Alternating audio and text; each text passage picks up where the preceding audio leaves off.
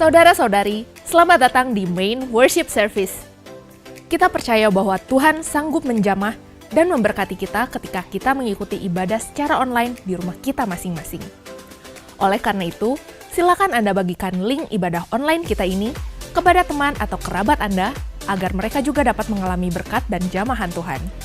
Gereja kita berencana akan mengadakan ibadah onsite atau ibadah di gedung gereja kita di Jalan Pasir Koja. Pelaksanaan ibadah onsite tersebut tetap harus memperhatikan kondisi Kota Bandung demi keamanan jemaat dan para pelayan yang bertugas. Sementara ini, gugus tugas gereja kita sedang menyiapkan berbagai hal penting untuk memastikan terjaganya keselamatan bagi para jemaat yang hadir, para pelayan yang bertugas, serta lingkungan sekitar gereja. Selain itu, warming up atau pemanasan ibadah melalui doa dilakukan setiap minggu di gedung gereja kita agar saat ibadah onsite diadakan, akan terjadi terobosan rohani di tengah jemaat. Oleh karena itu, mohon Anda terus memperhatikan pengumuman tentang ibadah onsite, baik di website, aplikasi gereja kita, serta ibadah online ini. Di bulan Agustus ini, kita membahas suatu tema baru, yaitu Sela, Damai di Tengah Badai. Melalui tema ini, kita akan belajar tentang pentingnya berdiam diri di hadapan Tuhan dan mengenal siapa Allah yang sesungguhnya. Dengan berdiam diri di hadapan Tuhan dan mempelajari 4 nama Allah di Mazmur pasal 46, maka kita akan mengalami damai di tengah badai, serta mendapatkan pengharapan di tengah topan kehidupan. Minggu ini kita belajar dari firman Tuhan tentang nama Allah yang kedua, yaitu Jehovah Shammah, atau Tuhan hadir di situ. Kita akan mempelajari 3 hal penting tentang kehadiran Tuhan di dalam setiap musim kehidupan orang percaya. Kehadiran Allah di dalam diri Kristus yang bersedia menjadi teman yang tidak pernah meninggalkan kita, agar kita dapat memiliki masa depan yang penuh pengharapan. Sebelum kita belajar kebenaran firman Tuhan mengenai nama Allah yang kedua, yaitu Jehovah Shammah yang akan sangat meneguhkan iman kita, mari kita menyiapkan hati, serta terlebih dahulu memuji Tuhan. Mari kita memuji Tuhan, tinggikan namanya.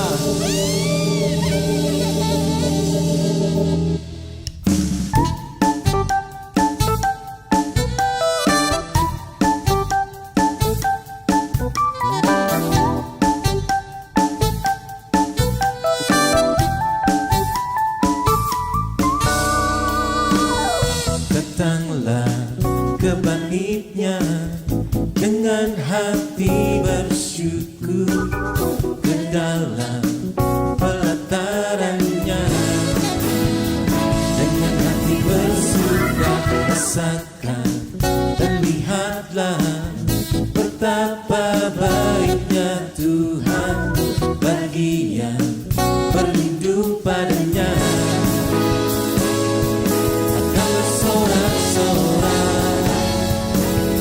Bersorak-sorai, bersyukurlah kepada Tuhan, sebab Ia baik, bahwasanya selamanya kasih setianya.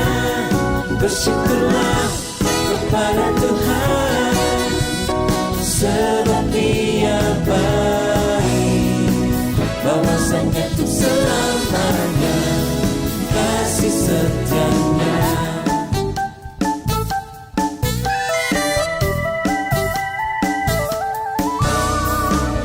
Datanglah ke bangkitnya dengan hati bersyukur, ke dalam pelatarannya dengan hati bersuka, rasakan dan lihatlah betapa baiknya Tuhan bagi yang berlindung padanya. Akan bersorak-sorai, akan bersorak-sorai, bersyukurlah kepada Tuhan, sebab Ia baik, bahwasanya untuk selamanya kasih setianya. Bersyukurlah kepada Tuhan, sebab Ia baik, bahwasanya untuk selamanya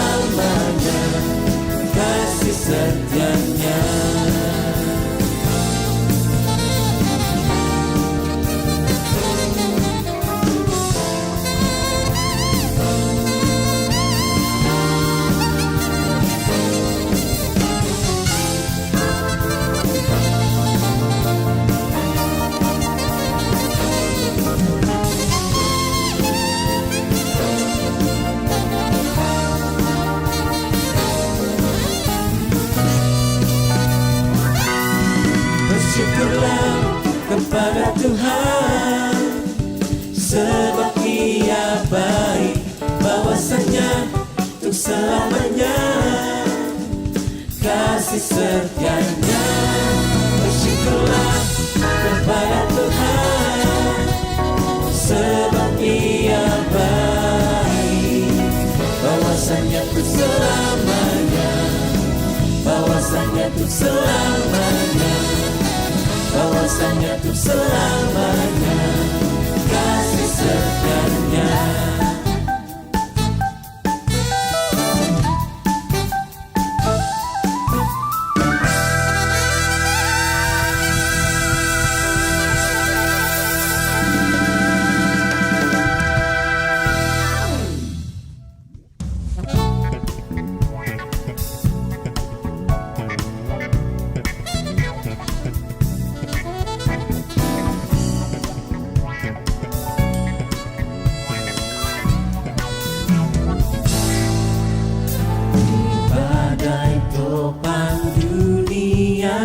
Tuhanlah perlindunganku, kendati goncang semesta, Tuhanlah perlindunganku.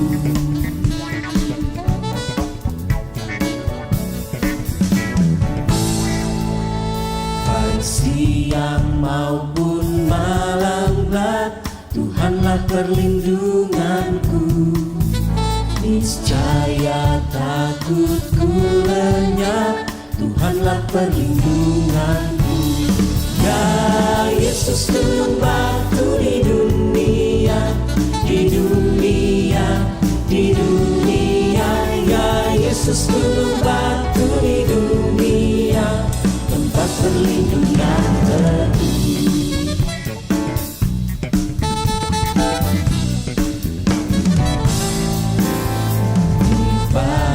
Topang dunia, Tuhanlah perlindunganku, kendati goncang semesta, Tuhanlah perlindunganku. Ya Yesus gunung batu di dunia, di dunia, di dunia. Ya Yesus gunung batu di dunia, tempat perlindungan yang teduh. Ya Yesus gunung batu di dunia, di dunia, di dunia.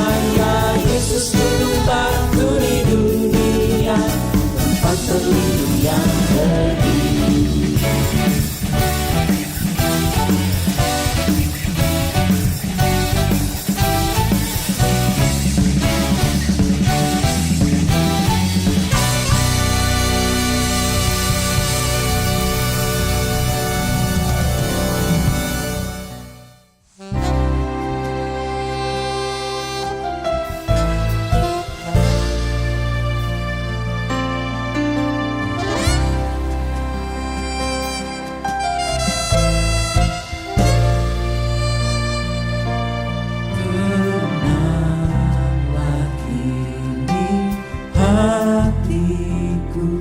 Tuhan memimpin langkahku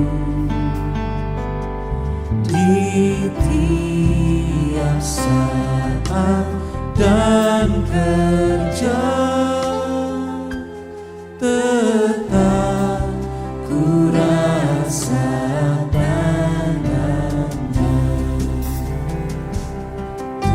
Tuhanlah yang pemimpinku, tanganku dipegang teguh, hatiku berserah penuh, tanganku dipegang teguh.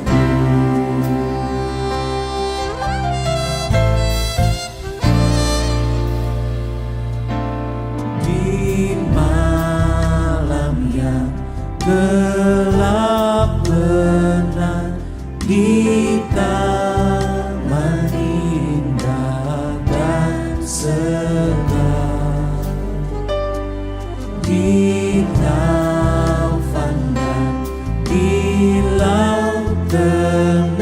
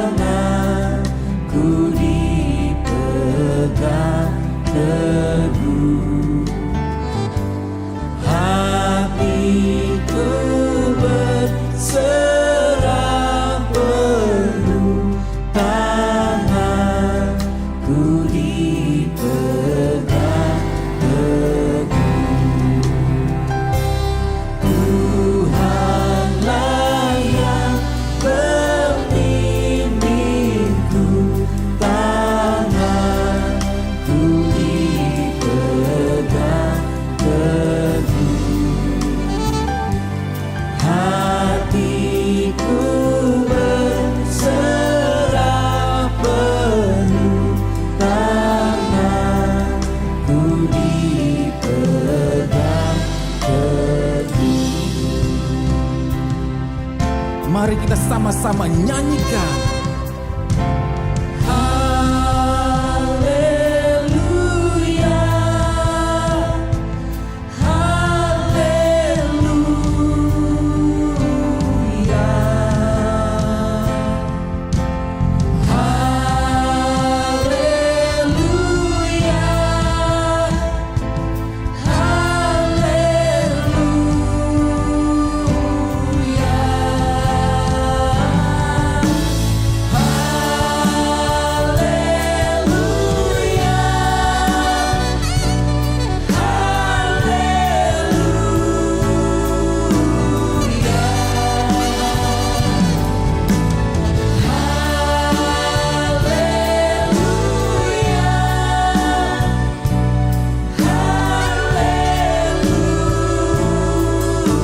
haleluya,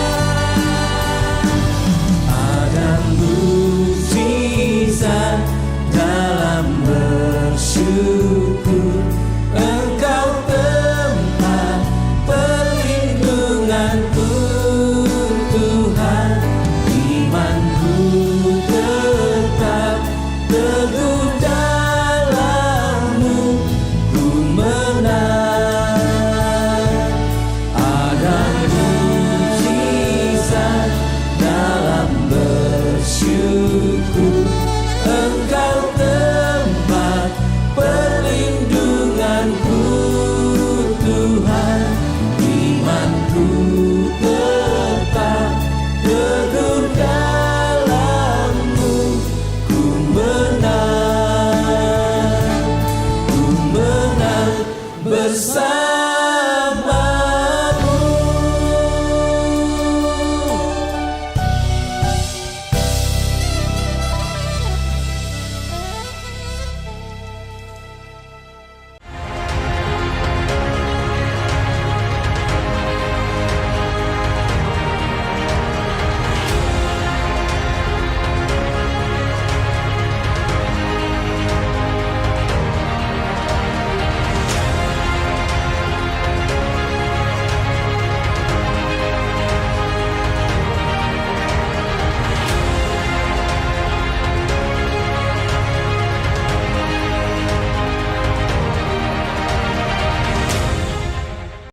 Perusahaan yang menyewakan rumah, mobil, dan baju pengantin merupakan hal yang lumrah.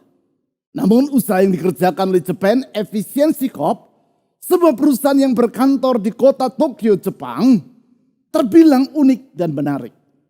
Perusahaan ini bergerak dalam bidang jasa menyewakan keluarga. Ya, bukan menyewakan mobil, bukan menyewakan rumah, namun menyewakan keluarga. Kebanyakan pelanggan dari perusahaan ini adalah orang-orang tua yang tidak memiliki kesempatan untuk bertemu dengan anak-anak mereka. Karena anak-anak tersebut kelewat sibuk bekerja.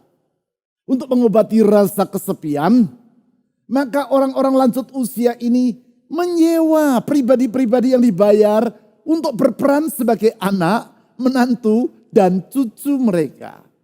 Dengan bayaran sekitar 18 juta rupiah, selama 3 jam, pribadi-pribadi yang dikirim oleh Japan Efficiency Corp akan berperan seperti anggota keluarga dari orang yang telah lanjut usia tadi. Anggota keluarga ini mengunjungi para pengguna jasa di rumah mereka, menemani mereka untuk mengobrol dan makan malam atau merayakan ulang tahun mereka.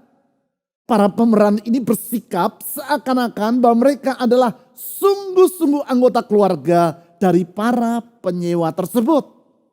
Sejak didirikan di tahun 1990-an, usaha yang ditekuni oleh Japan Efficiency Corp ini mengalami kemajuan yang pesat.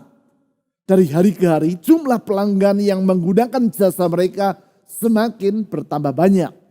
Sehingga perusahaan ini tidak mampu memenuhi permintaan pelanggan untuk mengirim keluarga imitasi yang ingin mereka sewa dengan segera.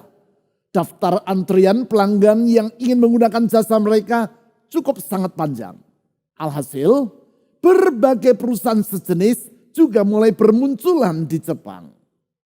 Keberadaan dari Japan Efficiency Corp dan perusahaan-perusahaan lain yang menyediakan jasa penyewaan keluarga di Jepang ini menunjukkan bahwa kesepian merupakan masalah yang sangat serius. Bukan hanya di Jepang, namun di banyak negara dan kelompok masyarakat hal yang sama juga terjadi. Merupakan suatu realitas bahwa di tengah kemajuan teknologi komunikasi justru semakin banyak orang yang mengalami kesepian. Kesepian dan mereka merasa memerlukan teman. Apalagi di saat orang melewati masa yang sukar. Keberadaan teman yang mendampingi mereka merupakan suatu kebutuhan yang sangat besar. Ya, semua orang pada dasarnya memerlukan teman. Seorang teman yang bersedia mendampingi kita di masa yang sukar. Disadari atau tidak disadari, diakui ataupun tidak diakui, sesungguhnya semua orang memerlukan teman. Seorang teman yang kehadirannya meneduhkan gelora di hati kita. Teman yaitu pribadi yang membuat kita merasa tidak seorang diri. Pribadi yang kehadirannya membuat kita dapat merasa damai di tengah badai. Seperti yang dikemukakan oleh pemazmur di dalam Mazmur pasal 46. Mazmur ini digubah dengan latar belakang peristiwa sejarah. Yaitu pengepungan kota Yerusalem oleh tentara Asyur. Yerusalem, ibu kota Yehuda yang saat itu diperintah oleh Raja Hizkia. Dan Asyur yang diperintah oleh Raja Sanherib. Yehuda, sebuah negara yang kecil. Bila dibandingkan negara Asyur yang di masa itu merupakan negara superpower. Lihatlah di peta. Nampak bahwa kerajaan Yehuda hanya bagaikan sebuah titik kecil di tengah lautan yang luas dari kerajaan Asyur. Yehuda yang kekuatan militernya terbatas. Bila dibandingkan tentara Asyur yang terkenal kejam dan ganas. Yang belum lama berselang telah meluluh lantakkan Israel yang terletak di utara dari Yehuda. Asyur yang meneror serta mengintimidasi Hizkia dan penduduk Yerusalem agar menyerah. Yaitu dengan berkata bahwa tidak ada gunanya bagi mereka untuk melawan tentara Asyur. Peristiwa ini dicatat di dalam 2 Raja-Raja pasal 18 dan 19. Di dalam situasi yang sangat sukar itu, Allah berjanji kepada Hizkia bahwa ia tidak akan membiarkan umatnya. Ia hadir tengah umatnya. Ia akan memagari umatnya. Ia akan menolong umatnya. Janji ini ia tepati dengan melepaskan umatnya dari kepungan tentara Asyur. Untuk mengingat perlindungan dan pertolongan Allah tersebut, maka di dalam Mazmur pasal 46 ayat 1 sampai 6 dan ayat 11 sampai 12 ditulis sebagai berikut. Mazmur pasal 46 ayat 1 sampai 6 dan ayat 11 sampai 12. Untuk pemimpin biduan dari Bani Korah dengan lagu Alamot, nyanyian. Ayat 2. Allah itu bagi kita tempat perlindungan dan kekuatan. Sebagai penolong dalam kesesakan sangat terbukti. Ayat 3 perhatikan. Sebab itu kita tidak akan takut. Saya baca ulang. Sebab itu kita tidak akan takut. Baca kembali. Katakan bersama dengan saya. Sebab itu kita tidak akan takut. Sekalipun bumi berubah. Sekalipun gunung-gunung goncang di dalam laut. Sekalipun ribut dan berbuih airnya. Sekalipun gunung-gunung goyang oleh geloranya. Ayat 5. Kota Allah. Kediaman yang maha tinggi. Disukakan oleh aliran-aliran sebuah sungai. Allah ada di dalamnya. Kota itu tidak akan goncang. Allah akan menolongnya menjelang pagi. Di tengah suasana kelam kabut yang digambarkan di dalam ayat 2 sampai 4 ini, di ayat 11 dicatat Allah berfirman kepada umatnya sebagai berikut. Diamlah dan ketahuilah bahwa akulah Allah. Saya baca ulang. Diamlah dan ketahuilah bahwa akulah Allah. Aku ditinggikan di antara bangsa-bangsa. Ditinggikan di bumi. Terhadap firman Tuhan ini, yaitu agar umatnya diam dan mengetahui bahwa Tuhan adalah Allah, maka di ayat 12, pemazmur menanggapi seperti demikian. Ayat 12.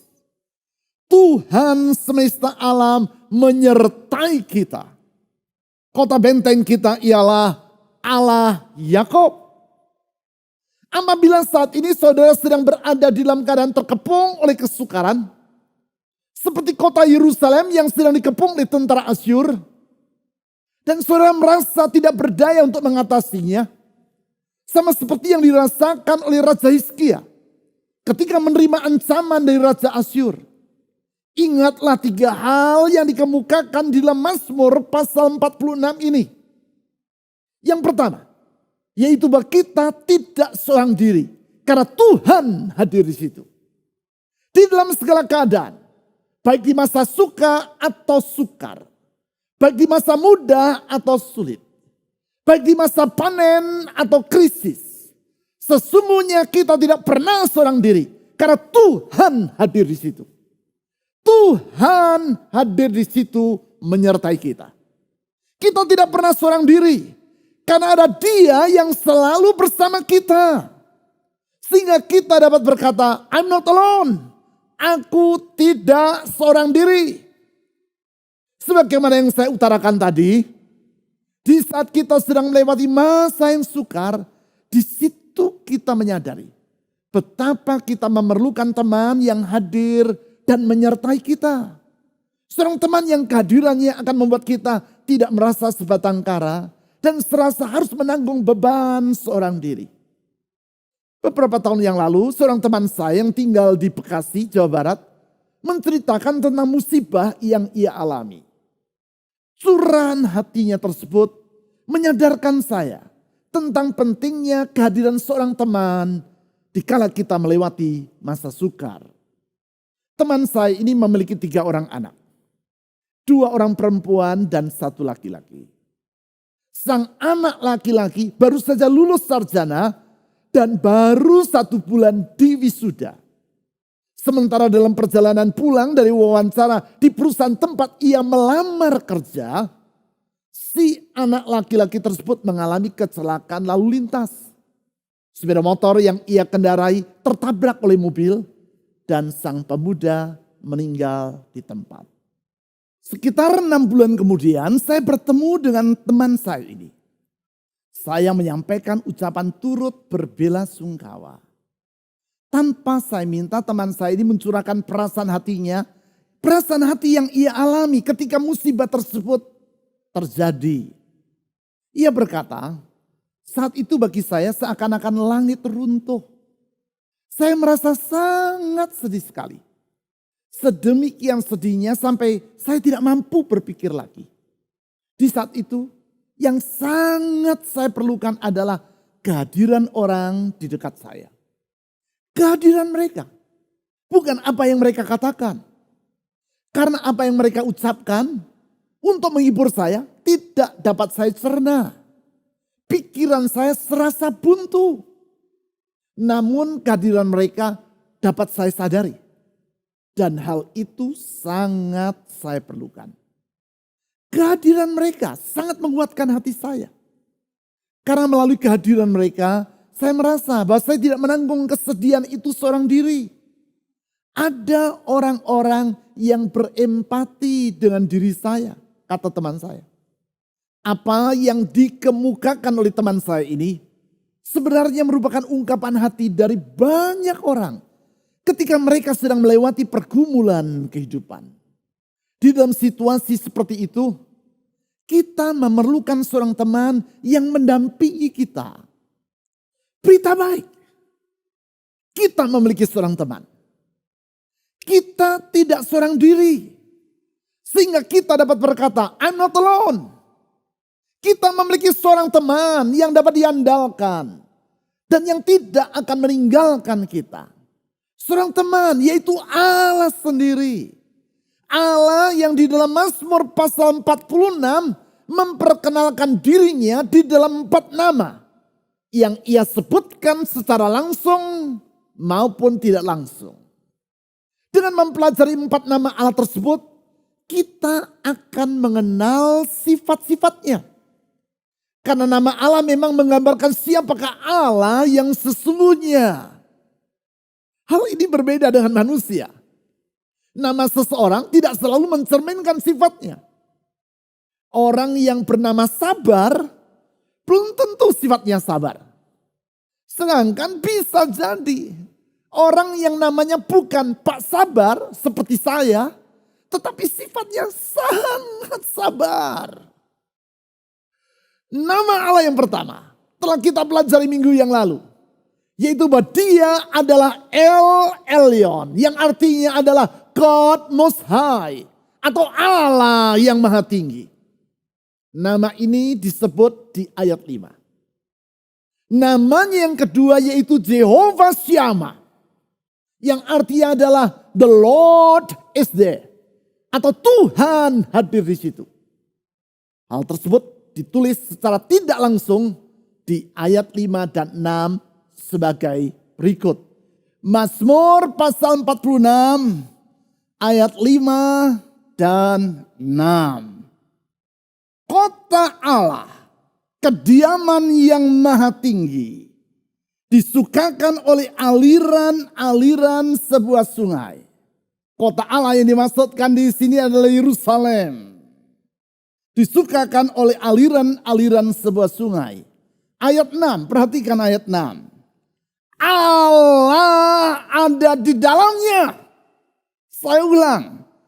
Allah ada di dalamnya. Kalimat Allah ada di dalamnya, yaitu di dalam kota Yerusalem di ayat 6 ini, senafas dengan penglihatan yang diperoleh Nabi Yeskiel.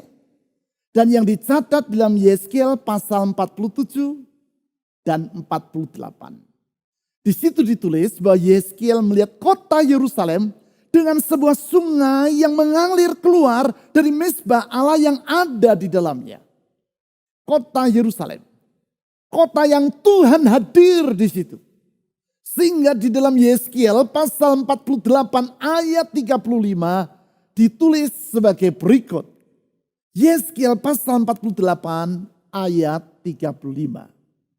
Sejak hari itu, nama kota itu, nama Yerusalem ialah Tuhan hadir di situ. Saya ulang, Tuhan hadir di situ.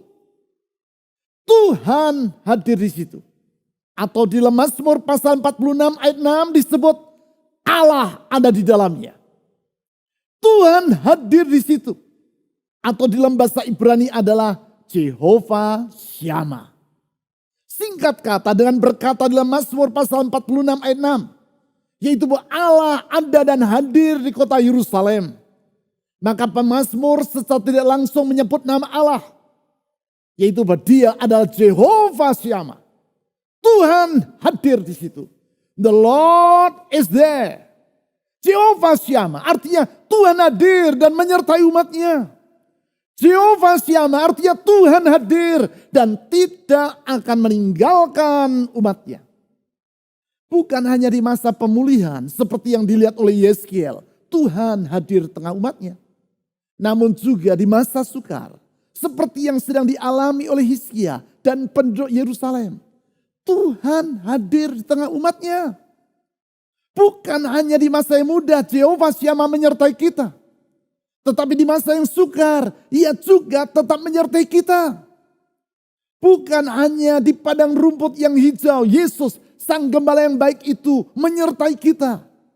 Namun di saat kita berjalan melewati lembah kekelaman, ia juga tetap menyertai kita. Ya, di setiap musim kehidupan, Dan di setiap keadaan kita tidak seorang diri. Karena Allah hadir di situ. I'm not alone. Saudara memiliki seorang teman. Namanya adalah Jehovah Shammah. Tuhan hadir di situ. Kalau orang-orang di sekitar kita tidak mengerti keadaan kita. Kalau orang-orang yang kita kenal tidak memahami perasaan kita. Bahkan kalau orang-orang yang dekat dengan kita tidak peduli tentang beban yang kita tanggung. Ingat, sesungguhnya kita tidak seorang diri. Karena Allah hadir di situ. I'm not alone. Aku tidak seorang diri. Yang kedua, di tengah masa sukar ingatlah bahwa kita dapat tinggal diam. Sebab Tuhan hadir di situ. Saya ulang, kita dapat tinggal diam. Sebab Tuhan hadir di situ. Itulah yang dikemukakan oleh pemazmur dengan berkata di ayat 5 dan 6 sebagai berikut. Mazmur pasal 46 ayat 5 dan 6 saya baca kembali. Kota Allah, maksudnya kota Yerusalem, kediaman yang maha tinggi, disukakan oleh aliran-aliran sebuah sungai. Perhatikan ayat 6. Allah ada di dalamnya. Kota itu tidak akan goncang. Saya ulang. Allah ada di dalamnya. Kota itu tidak akan goncang. Allah akan menolongnya menjelang pagi. Di tengah badai yang dahsyat dan yang menerpa dirinya seperti yang digambarkan di ayat 3 dan 4. Kota Yerusalem tidak akan goncang karena Allah ada di dalamnya. Di tengah kepungan tentara Asyur, Yerusalem tidak akan goyah karena Jehovah Shammah ada di dalamnya. Di tengah kesesakan oleh impitan masalah, kita tidak akan takut. Namun dapat tinggal diam karena Tuhan hadir menyertai kita. Jehovah Shammah, Tuhan hadir di situ. Dia tidak pernah meninggalkan kita. Walaupun ada kalanya ketika kita sedang mengalami masa sukar, kita bertanya, Tuhan di manakah Engkau? Pertanyaan seperti itulah yang dikemukakan dalam puisi yang tertulis pada hiasan yang digantung di dinding rumah kita. Puisi yang dicetak pada pembatas yang diselipkan dalam buku yang kita baca. Puisi yang sangat menyentuh hati dari orang yang membacanya. Puisi dengan judul Footprints, atau yang juga dikenal dengan judul Footprints in the Sand, atau jejak-jejak kaki pasir ini merupakan salah satu puisi Kristen yang indah dan sangat terkenal. Di dalam puisi tersebut sang penggubahnya bercerita, pada suatu malam ia bermimpi. Di dalam impian tersebut ia merasa sedang berjalan menyusuri pantai bersama dengan Tuhan. Hal tersebut nampak dari dua pasang jejak kaki di pasir yang telah ia lalui. Satu pasang adalah jejak kakinya. Dan yang sepasang lagi adalah jejak kaki Tuhan. Sementara itu di langit yang gelap nampak rekaman dari peristiwa-peristiwa yang telah ia alami dalam kehidupannya. Menjelang akhir dari perjalanan itu, ia menoleh ke belakang. Ia dapati bahwa ternyata di banyak peristiwa dalam kehidupannya, khususnya di masa-masa yang paling berat dan yang menyedihkan, ternyata pada pasir di pantai yang telah ia lalui, hanya terdapat sepasang jejak kaki saja. Ia tidak melihat dua pasang jejak kaki seperti sebelumnya. Hal ini sangat mengganggu hatinya. Oleh sebab itu ia bertanya kepada Tuhan. Tuhan, Engkau pernah berjanji bahwa Engkau akan selalu menyertai diriku di sepanjang perjalanan hidupku.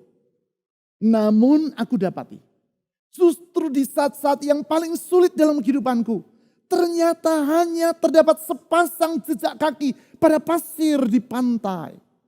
Aku tidak mengerti mengapa justru di saat aku sangat memerlukan dirimu, Engkau malah meninggalkan diriku. Segera ia mendengar Tuhan berbisik. Anakku, aku mengasihi engkau dan tidak akan pernah meninggalkan dirimu. Termasuk di masa ujian kehidupan yang engkau lewati. Bila di saat-saat yang sukar dalam kehidupanmu itu engkau hanya melihat sepasang jejak kaki, ketahuilah bahwa itu adalah jejak kakiku. Karena di saat seperti itu, sesungguhnya aku sedang menggendong dirimu. Ya, di masa yang sukar, Tuhan tidak pernah meninggalkan kita. Malah ia menggendong kita. Dan kalau Allah beserta kita, maka badai sebesar apapun tidak akan menggoncangkan hati kita. Kalau Allah yang menggendong kita, maka taufan sehebat apapun tidak akan menggoyahkan diri kita. Kalau Dia, Jehovah Syama, Tuhan hadir di situ yang menjadi teman kita. Maka di tengah kesukaran yang sehebat apapun, kita tetap dapat merasakan damai sejahtera. Damai di tengah badai. Selah, damai di tengah badai. Karena kita memiliki seorang teman yang setia. I'm not alone. Aku tidak seorang diri. Yang ketiga, di masa yang sukar, kita harus diam. Agar menyadari bahwa Tuhan hadir di situ. Diam bukan dalam arti bersikap pasif. Diam bukan dalam arti bersikap masa bodoh. Diam dalam arti percaya dan menyerah kepada Tuhan. Itulah yang dimaksud dengan kata diam atau be still dalam bahasa Inggris atau rapa dalam bahasa Ibrani. Sebagaimana yang tertulis di dalam Mazmur pasal 46 ayat 11. Mazmur pasal 46 ayat 11. Diamlah, be still dalam bahasa Inggris. Rapa dalam bahasa Ibrani. Diamlah dan ketahuilah bahwa akulah Allah. Aku ditinggikan di antara bangsa-bangsa. Ditinggikan di bumi. Memang apabila pikiran kita penuh dan terus berputar sehingga kita tidak dapat berdiam diri, maka sukar bagi kita untuk menyadari akan kehadiran Allah yang menemani diri kita. Apabila kita tidak tahu bagaimana untuk berdiam diri, namun terus berbicara, walaupun bicara di dalam hati, maka kehadiran Allah dalam berkat dan pertolongannya tidak akan kita sadari. Pelajaran ini saya petik ketika suatu hari saya diundang untuk makan siang bersama dengan para biarawan di komunitas TC. Sebuah biara atau komunitas Kristen di Prancis beberapa waktu yang lampau. Kali itu untuk kesekian kalinya saya datang ke biara ekumenikal yang terletak sekitar 4 jam dari kota Paris. Dan yang setiap tahunnya dikunjungi tidak kurang dari 200.000 anak muda dari seluruh Eropa tersebut. Suatu jumlah yang sangat spektakuler untuk keadaan spiritualitas di Eropa. Anak-anak muda tersebut datang dan tinggal secara bergilir selama 1 minggu di sana untuk berdoa dan memuji Allah. Suatu hal yang sangat luar biasa untuk keadaan rohani dari anak-anak muda di Eropa. Pada kali itu, saya datang bersama dengan belasan anak-anak muda dan remaja dari gereja kita. Sebagai penghargaan dan sambutan, Brother Aloy, kepala biara TC, mengundang saya untuk makan siang bersama dengan para biarawan TC di tempat tinggal mereka. Tempat tinggal yang terpisah dari tempat makan dan tempat tinggal untuk para pengunjung. Saya dipersilakan untuk duduk bersama dengan para biarawan dan beberapa orang tamu yang diundang dalam kesempatan yang istimewa tersebut. Suatu kesempatan istimewa. Karena tidak semua orang yang bukan biarawan yang boleh masuk ke tempat tinggal para biarawan tadi. Di depan saya duduk Brother Aloy. Sedangkan di kanan saya duduk seorang biarawan TC yang berasal dari Amerika. Setelah berbincang-bincang, biarawan yang duduk di sebelah kanan saya tadi berbisik kepada saya. Nanti sesudah makanan mulai disajikan di meja, dan kemudian salah seorang dari antara kami berdoa, maka kita semua tidak boleh lagi berbicara. Kita harus makan dengan diam. Agar supaya kita dapat menikmati makanan yang Tuhan berikan dengan sepenuh hati. Sebenarnya saya tidak terlalu mengerti apa kaitan antara makan dengan diam dengan dapat menikmati makanan yang Tuhan berikan dengan sepenuh hati. Namun saya menganggukkan kepala. Benar saja, begitu makanan disajikan dan kemudian salah seorang dari antara para biarawan itu berdoa mengucap syukur, maka percakapan di sekitar meja langsung berhenti. Semua orang menikmati makanan yang disajikan dengan diam tak bersuara. Saya teringat kepada apa yang dikatakan oleh biarawan yang duduk di sebelah kanan saya tadi. Kita harus makan dengan diam. Agar supaya kita dapat menikmati makanan yang Tuhan berikan dengan sepenuh hati. Sekarang saya mengerti apa yang ia maksudkan. Apabila kita terus berbicara, maka apa yang masuk ke dalam mulut kita tidak akan dapat kita rasakan. Tidak akan dapat kita sadari. Dan tidak akan dapat kita nikmati. Tetapi apabila kita makan sambil diam, tidak berbicara, maka setiap sendok makanan yang kita suapkan ke dalam mulut kita akan dapat kita rasakan, akan kita sadari, dan akan dapat kita nikmati dengan sepenuhnya. Sehingga dengan demikian kita dapat mensyukuri berkat Tuhan di setiap sendok makanan yang kita suapkan ke mulut kita. Begitu juga apabila kita tidak bisa berdiam diri di hadapan Allah, maka kita tidak akan dapat menyadari kehadirannya yang menyertai kita dan menemani kita. Tidaklah mengherankan, di dalam ayat 11 tadi Allah berkata, diamlah dan ketahuilah bahwa akulah Allah. Kita perlu belajar berdiam diri, menyerah dan tidak menceramai Allah. Seperti Allah tidak tahu apa yang harus dia lakukan. Tidak menggurui Allah. Seakan-akan kita lebih tahu bagaimana dan bila mana dia harus menolong kita. Di dalam tinggal tenang dan percaya terletak kekuatanmu.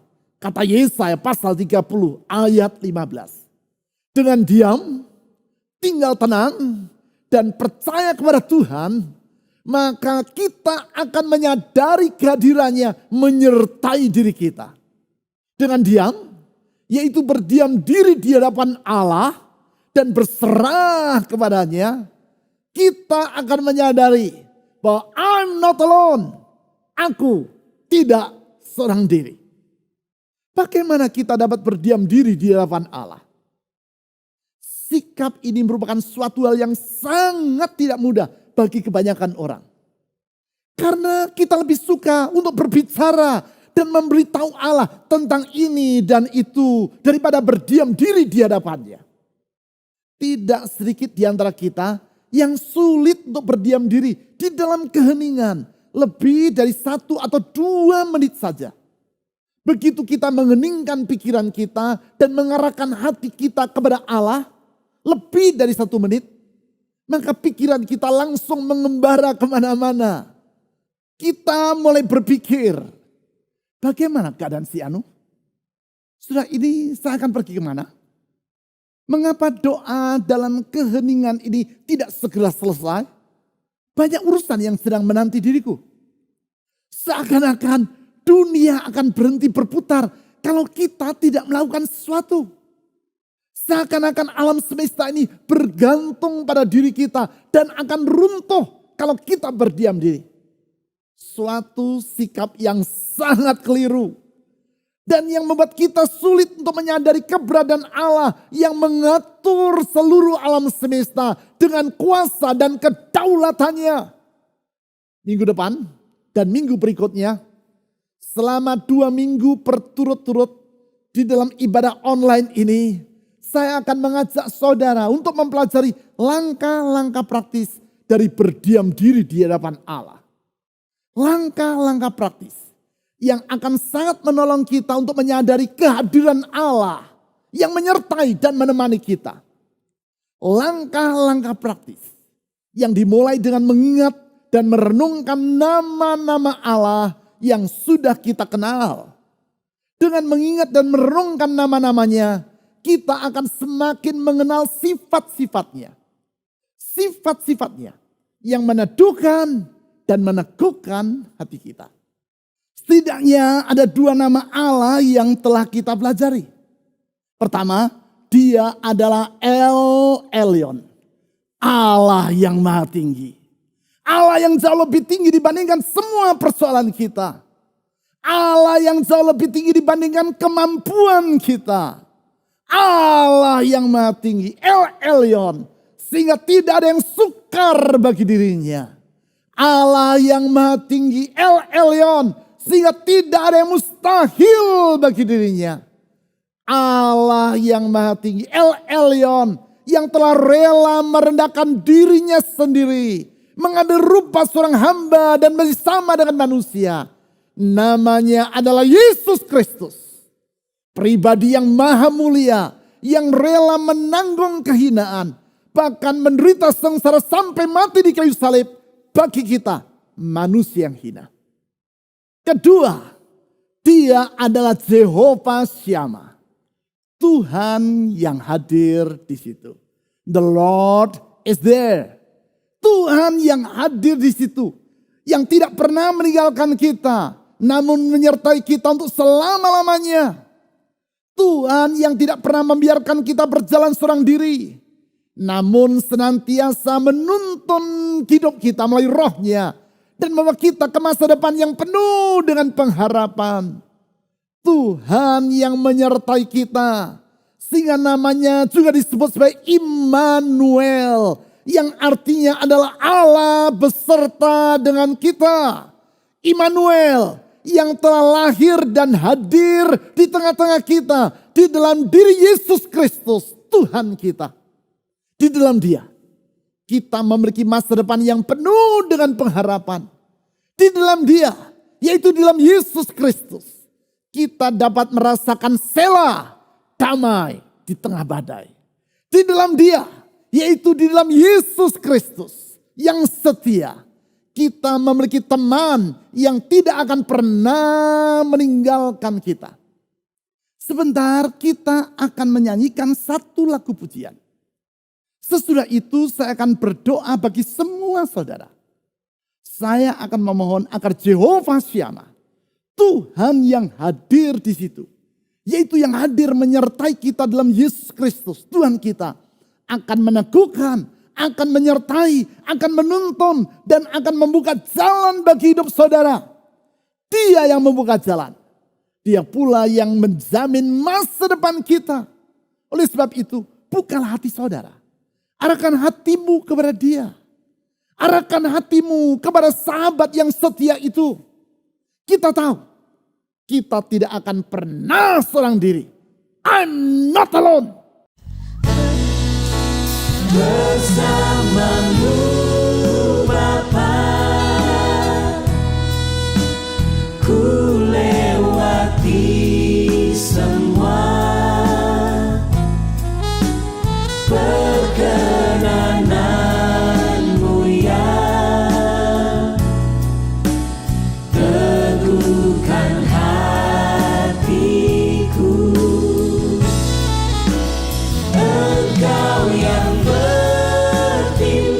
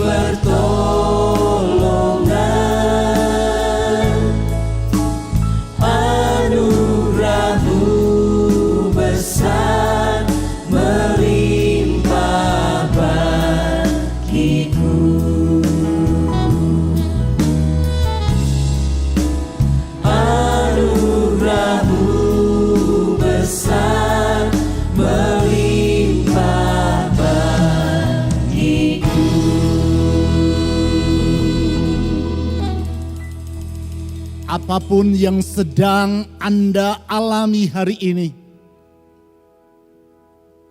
sesungguhnya Tuhan tidak pernah meninggalkan Anda.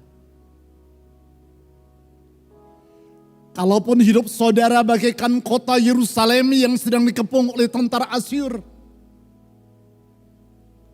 sesungguhnya Tuhan tidak pernah meninggalkan saudara. Kalaupun keadaan saudari bagaikan perahu yang sedang diterpa oleh badai, sesungguhnya Tuhan tidak pernah meninggalkan saudari. Kalaupun masalah datang silih berganti mengancam diri kita, dan kita merasa tak berdaya untuk menghadapinya, sesungguhnya Tuhan tidak pernah meninggalkan kita. Tuhan tidak pernah meninggalkan kita seorang diri. Namanya adalah Jehovah Shammah. Allah hadir di situ. The Lord is there. Oleh karena itu, Anda tidak akan pernah seorang diri. You are not alone. Tuhan yang setia tidak akan pernah meninggalkan kita sebatang kara. Tangannya selalu siap diulurkan untuk menolong kita.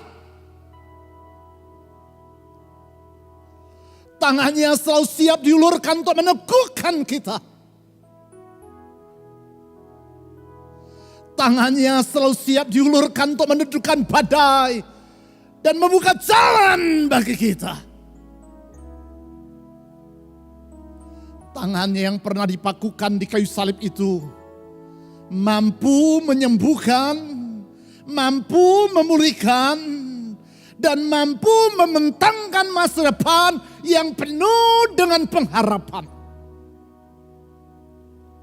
Tangan Tuhan Yesus yang berlubang paku karena cintanya kepada kita, bersedia menjamah kita, bersedia menjamah diri Anda, bersedia menjamah diri saudara, bersedia menjamah diri saudari dimanapun kalian sedang berada. Buka hati dan taruh tangan pada dadamu. Katakan kepadanya, Tuhan Yesus, ini beban dalam hidupku. Tuhan Yesus, ini badai yang menerpa hidupku. Tuhan Yesus, ini masalah yang sedang mengepung hidupku. Pegang firman-Nya dan berkatalah kepada Tuhan Yesus, aku percaya Engkau tidak akan pernah meninggalkan diriku. Engkau selalu menyertai diriku. Engkau senantiasa hadir di setiap musim dalam hidupku. Aku percaya. Aku percaya. Sekarang, sementara Anda tetap menaruh tangan Anda pada dada, berkatalah kepada diri Anda, aku tidak seorang diri. Aku tidak seorang diri. Tuhan yang menyertai diriku pasti akan menolong diriku. Dia pasti akan menolong diriku tepat pada waktunya. Saya akan berdoa untuk saudara. Tuhan Yesus yang setia, ulurkan tanganmu yang penuh dengan cinta itu. Kedangkan tanganmu yang penuh dengan kuasa itu. Tangan yang sanggup menundukkan badai. Tangan yang membangkitkan orang yang lumpuh. Tangan yang memulihkan pengharapan. Tangan yang kuat dan tak pernah letih dan lesu itu. Tangan yang dengan setia menuntun dan menyertai kami. Melewati setiap masa. Melewati setiap keadaan. Di saat kami melewati lembah yang kelam, tangan-Mu tetap menuntun kami. Ulurkan tangan-Mu itu ya Tuhan. Menjamah setiap orang yang sedang berseru kepada-Mu. Menjamah setiap orang yang mengangkat hati dalam pengharapan kepada-Mu. Jamah dengan kasih dan kuasa-Mu yang menyembuhkan. Jamah dengan kasih dan kuasa-Mu yang memulihkan. Jamah dengan kasih dan kuasa-Mu yang membuka jalan. Jamah dengan kasih dan kuasa-Mu yang memberikan pengharapan. Alami kesembuhan dalam Tuhan. Alami pemulihan dalam Tuhan. Alami pertolongan dalam Tuhan. Terima dengan iman, katakan terima kasih Tuhan Yesus. Aku percaya aku tidak pernah seorang diri. Kasih setia-Mu tetap untuk selama-lamanya. Katakan di dalam Engkau ya Tuhan Yesus ada pengharapan. Di dalam Engkau ya Tuhan Yesus ada jalan keluar. Di dalam Engkau ya Tuhan Yesus ada pertolongan. Dan di atas nama, di atas segala nama. Nama yang indah, nama yang manis. Nama yang menyelamatkan. Nama Yesus Kristus Tuhan dan Juru Selamat. Kami berdoa. Amin. Kemuliaan bagi Allah di tempat yang maha tinggi.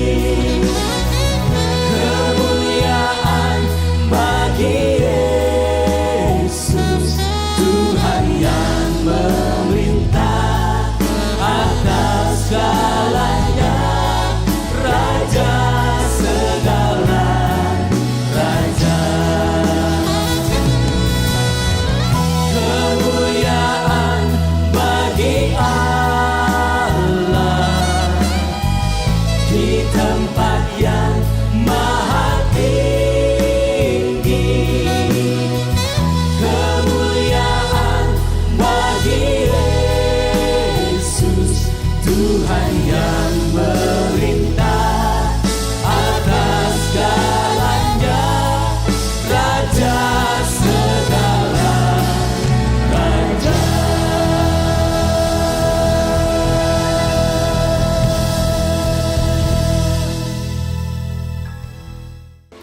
Bagi Anda yang memerlukan dukungan doa, Anda dapat mengirimkan beban doa melalui WA di nomor 0811 841 765. Sekali lagi, kirimkan beban doa Anda melalui WA ke nomor 0811 841 765. Mari kita wujudkan iman dan kasih kita kepada Tuhan melalui persembahan kita. Anda dapat memberikan persembahan dan persepuluhan dengan mengirimkannya ke nomor rekening yang tertera di layar. Selain itu, telah tersedia alternatif bagi Anda untuk memberikan persembahan dan persepuluhan, yaitu dengan menggunakan dompet digital melalui aplikasi yang tertera di layar Anda.